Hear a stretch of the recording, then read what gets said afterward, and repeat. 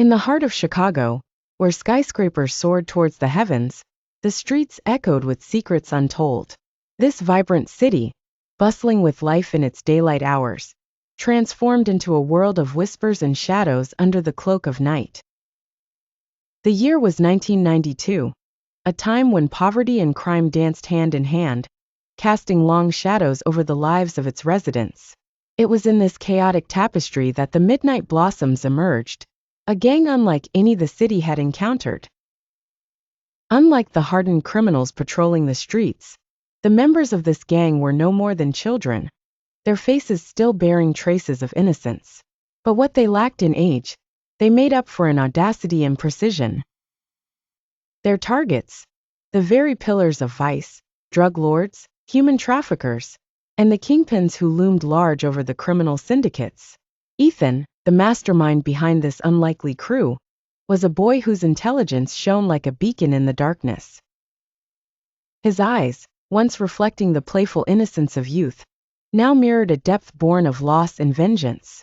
Mourned by his tinted past, Ethan carried the burden of revenge on young shoulders. It was not out of a desire for power, but a cry for justice, a vow he made on the bloodied streets that took his mother away. Chapter 1. Before the gang, Ethan grew up in the heart of a neighborhood consumed by neglect. A maze of crumbling buildings where dreams went to die. The laughter of his younger sister, a melody that once softened the starkness of his reality, now served as a haunting reminder of what was at stake. One night, shadows engulfed their home, bringing with them a darkness that would change Ethan's life forever. He was merely a boy, but that night etched the scars of manhood onto his soul.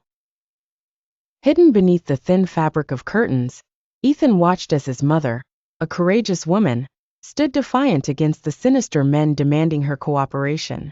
But courage had its price. In the dimly lit room, he saw the life stolen from her eyes, taken by the very crime she opposed. From that day forward, Ethan viewed the world through a different lens, a place where injustice wore many faces. The pain carved into his heart turned into purpose. No longer was he the child of yesterday. He was reborn as the architect of vengeance, commanding the Midnight Blossoms to strike against those who thrived on the misery of others.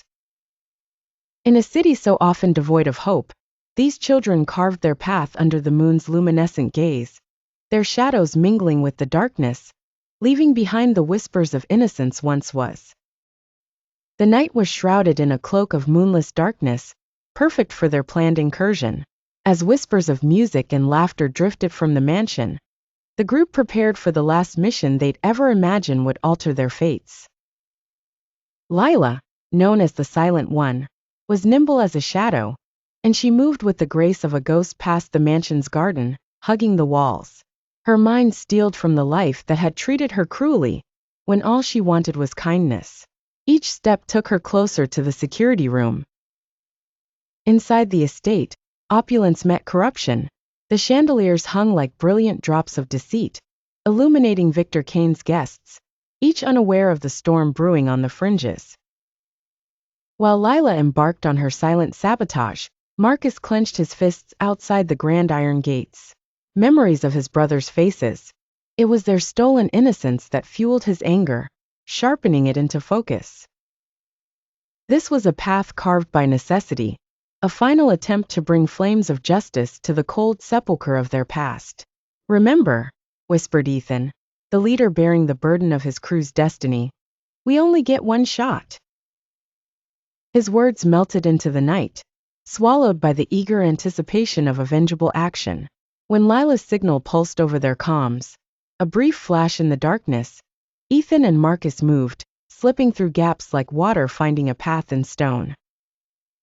Inside, they navigated the maze of halls, every corner concealing danger and the promise of retribution. Meanwhile, Victor Kane stood unbothered, an emperor oblivious to the insurgency underfoot, his laugh echoing like a cruel monarch celebrating on borrowed time. They're just children, he had once jeered, brushing aside warnings about the little ghosts haunting the streets. But these children had teeth, and an objective born from agony. As Marcus breached the study door, His pulse thundered in his ears, a personal symphony of justice. Ethan followed, a figure of silent conviction. Drawers rifled, papers collected. Evidence of Cain's empire was now in their hands. Freeze! A voice shattered the quiet, bright torches of realization bathing the room in horror. Caught in a trap of their own ambition, their choice, fight or flight. Tension crackled in the air as Lila laid low in her vantage point, her fingers instinctively grazing the edge of her makeshift countermeasures. The game had changed, but their resolve remained. Cain would not walk free from the sins carried beneath his expensive suit. The moonless night cradled the scene, a tapestry of silent defiance, courage, and the relentless pursuit of justice. Ethan, Marcus, and Lila may not have known their futures, but one truth glowed brightly in their shared silence. A crime that would change everything was underway, and there was no turning back. Inside, the children split up. Lila discovered incriminating documents in Victor's office, including forged birth certificates of exploited children. Ethan and Marcus uncovered evidence in the basement, a room filled with cash and small bags of drugs. However, disaster struck when a guard spotted them. Chaos erupted within the mansion. Marcus threw a bag of drugs into the face of one guard to distract him, while Ethan attempted to bluff their way out by pretending they were just street kids looking for food. When things escalated, Ethan deployed homemade smoke bombs to cover their escape. Despite their ingenuity, police arrived after a guard alerted authorities. In the ensuing chase, Lila tripped and fell. Marcus risked his life to save her, but their delay allowed the police to apprehend them. As Ethan was finally caught, an officer sneered, "Finally, we've got your leader." At the detention center, the children faced brutal treatment, subjected to humiliation and degradation. Officers mocked them, calling them worthless and criminals. Yet amidst the despair, Ethan whispered to Lila and Marcus, "We're not done yet. This is only the beginning." Upon arrival at the Juvenile Rehabilitation Center, Ethan, Lila, and Marcus found themselves in a bleak environment resembling a prison more than a place of reform. Harsh guards subjected them to degrading procedures, separating them and stripping them of their identities by assigning numbers instead of names. In the shadowed corridors of Lacour Detention Center, the air was thick with despair. On their first day, the trio of newcomers felt the oppressive gaze of Frank, a sadistic guard with a penchant for humiliation. The dinner hall echoed with jeers as Frank maliciously toppled Lila's plate onto the grimy floor, daring her to pick it up. Yet, it was then that Ethan, tall and composed, stepped forward, retrieving the meal and handing it back to Lila. His quiet defiance, a flicker of resistance against tyranny, did little to placate Marcus, whose simmering anger flared briefly at the scene. The following days were a relentless barrage of psychological tests designed to break them. Dr. Carter, manipulative and insidious, attempted to worm out secrets about the gang's allies from Ethan. Yet the young man's calm, steely gaze only served to frustrate the doctor. Threats of making their lives a living hell were met with silence as Ethan stood resolute, his mind unyielding against manipulation. But torment wasn't reserved for Ethan alone. Lila, haunted by past trauma, found herself shoved into a lightless room, a cruel lesson in obedience. Emerging pale and shaken, she resumed her quiet resilience, opting for silence in the face of terror. The guards underestimated her strength, her resolve carved from years of hardship. Marcus, however, faced his trials differently. A cleaning assignment turned sour when a guard shoved him to the ground over perceived disrespect. His rage spilled over as he lunged at the tyrant, only to be harshly subdued and beaten. Bruised and aching, Marcus found solace in Ethan's words later. "Here we're punished even when we're right. Wait for the right moment." And so, Ethan observed each shift change, every blind spot among the cameras, mapping a potential path to freedom. Trust was forged with stolen whispers as he convinced Lila and Marcus to feign obedience. Weeks of meticulous planning unveiled a hidden exit to the city's labyrinthine sewer system. The night of escape came shrouded in deceptive calm. Ethan drew the guards' ire by feigning sickness, orchestrating a diversion as Lila and Marcus slipped undetected through the secret passage. Despite the subsequent beating, Ethan lay in his cell with a smile. The sound of footsteps fading into freedom was worth every bruise, every scar. With quiet satisfaction, he knew he had secured his friend's survival, and that perhaps, one day his own liberation would follow in the wake of their escape. In the pulsating heart of Chicago, Lila and Marcus skulked through shadowed alleys, a city alive with danger and promise. Haunted by echoes of their past nightmares, they were resolute, their hearts pounding with the rhythm of a singular mission: uncover the twisted thread of corruption that ensnared the innocent. It was Marcus' gift, his photographic memory, that became their compass. With exquisite detail, he etched the labyrinthine corridors of the detention center onto paper, mapping out the prison they fled. His skill was precision itself, marking every door, every surveillance blind spot, and crucially, every key player in this murky conspiracy. Lila's sharp ears and keen mind pieced together the sinister mosaic.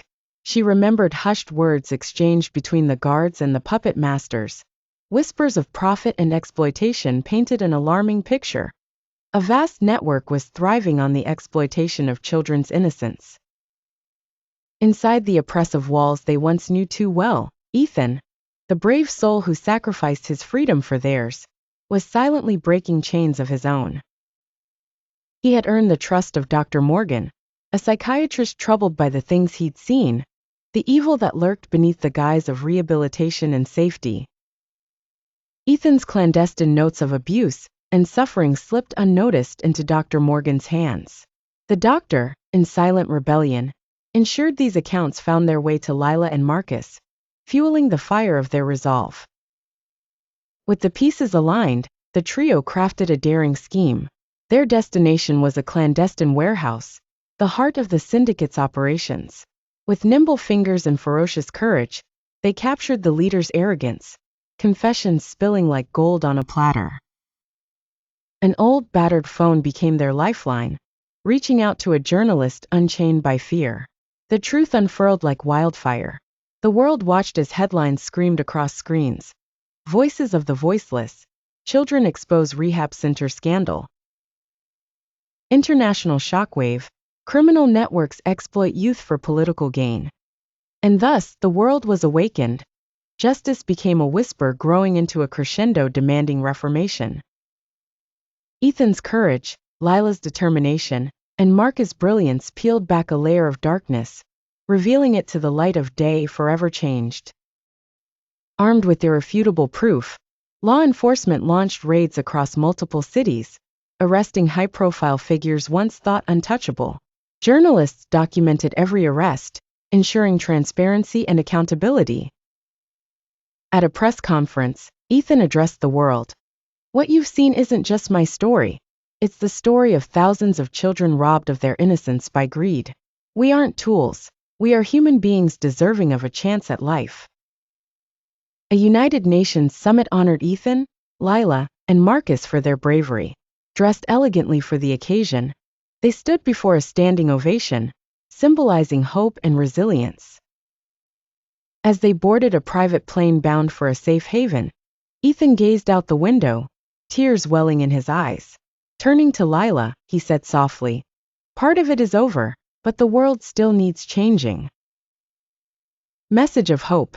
Even in the darkest times, faith and courage can transform suffering into strength. These children proved that justice begins with the smallest voices rising against injustice.